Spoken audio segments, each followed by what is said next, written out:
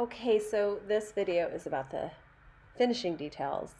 So I want to kind of add some wrinkles to that leather, that weird leather look. So I'm going to use the edge of that wooden tool that I have. It's just a wooden spoon, kind of pressing in the clay. And then go back to what we learned about the tile and the bas relief and high relief.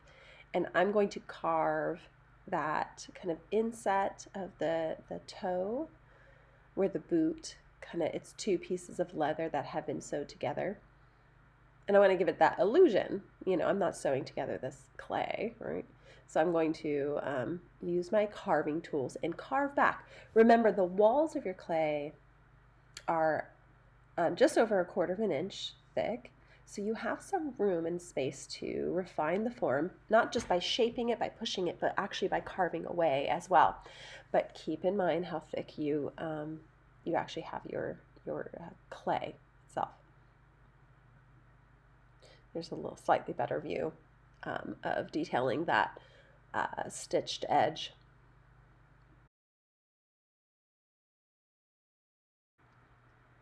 Okay, so I'm just carving out, and I'm getting really far underneath that edge right there, because when you look at it, that's a very thin piece of leather, and my clay is kind of thick, so I'm going to kind of cut underneath, give it an undercut.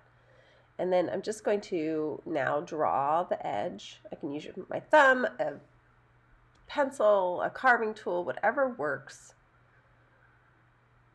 And I'm just going to taper the edges.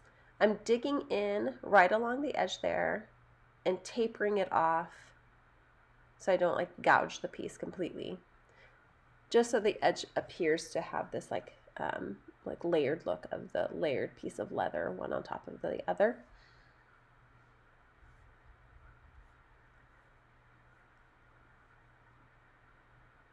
Again, using the edge of my wooden tool to add some kind of well-worn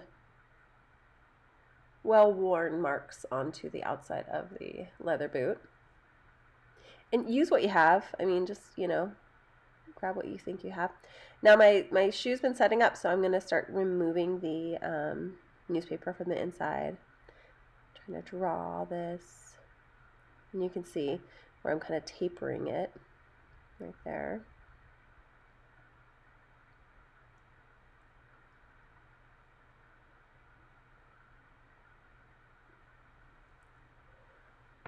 Boy, I wish I worked this fast in real life. So this video, I think this part of the video, if I hadn't sped it up, would have been like 40 minutes of me just doing this. So it does take quite a bit of time to put the detail work in. I'm going to draw this in. And now you can see where the shoe, what I'm looking at is the, it's kind of a surface change in the shoe.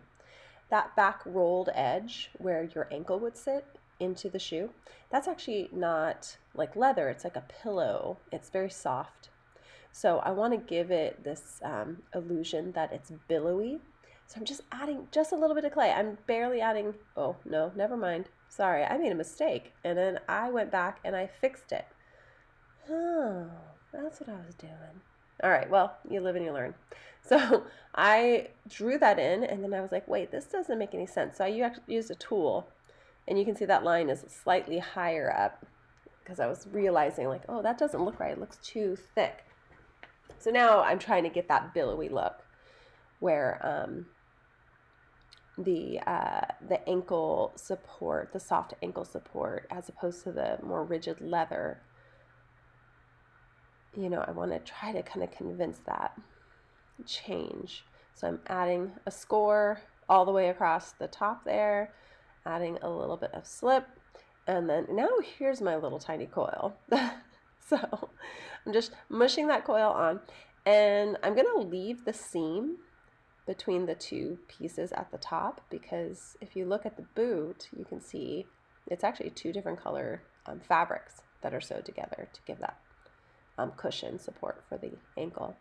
I'm just using my fingers to smooth it out, make it appear more soft and cushiony compared to the leather.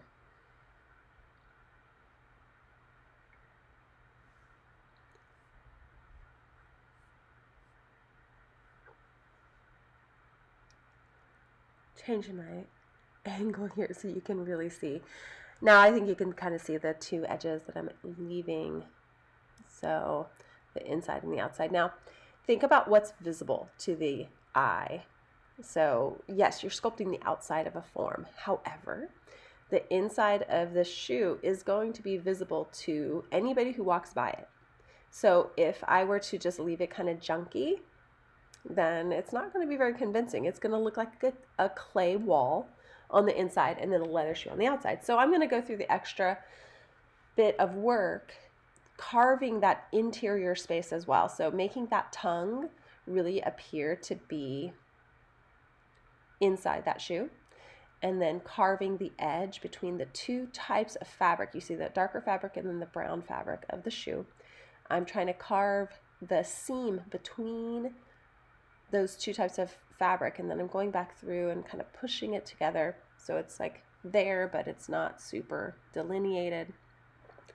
And then I'm even going to carve in the little puckering that happens when you take fabric or something that's filled up and you curve it. It kind of has these puckering marks on the inside of the shoe. So I'm trying to give the shoe as much realism as possible, especially because I know I'm going to be doing a lot of surface work on this shoe to put places on the outside. So I think the details are really, really important, so it doesn't look like a novice shoe. It really will look very realistic and then have those added details. So I am going to attach that little, I don't know what those things are called, but it's basically when you want to pull your boots on and you can't, get your fingers to pull your boots on. You grab that little rung and you pull your boots on using that. So I'm just using a really thin piece of clay. And then the trick is I'm thinning out just the edge. That's actually not that thin, that piece. It's not as thin as the leather one, but I'm using a pencil edge just to kind of stretch the edges to make it appear that it's really thin. Okay, so here I am I'm going to go through and start kind of detailing. Got to figure out a couple things. One is I need to make the grommet holes for the shoelaces. So I'm just going to, kind of measure them in with just, any little carving tool will do, an edge of a pencil will do, just something that's the right size is all that matters. And I kind of, before I get those on there, I need to kind of work out the edges and make sure that everything looks right. Because once I get those little grommets on, it's going to be really hard to kind of fix any other problems just on that surface. So, and then I'm going to go through right along this edge. I need to make it appear to have stitching, right? So if you look closely, hopefully you can see it in the video, but I'm just using the pencil and just kind of doing a stitch effect just on the outside. There's no way I can carve individual, nor do I want to, carve individual lace, little tiny thread, that was stitched on. So I'm going to fake it with a pencil. And here you can see I'm doing a stitching effect with the needle tool. I need a finer thread right around the edge of these panels. These are kind of like almost decorative stitchings.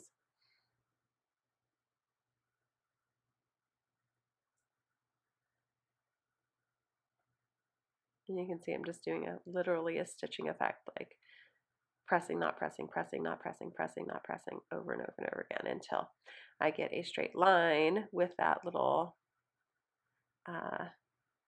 dash, dash, dash kind of look of the stitching. You can kind of see it there. So that I think that looks pretty convincing for, piece of clay. It's supposed to look like leather.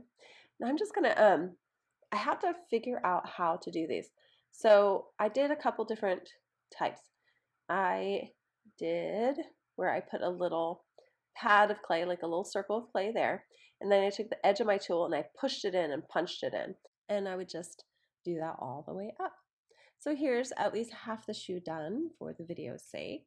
You can see all the grommets. I've carved out the interior of the hole. I have to decide if I'm going to do laces or not, and that is, an artistic, choice that you're going to have to make. With some parts of your object might be too fragile to make out of clay, so you can make some, alterations.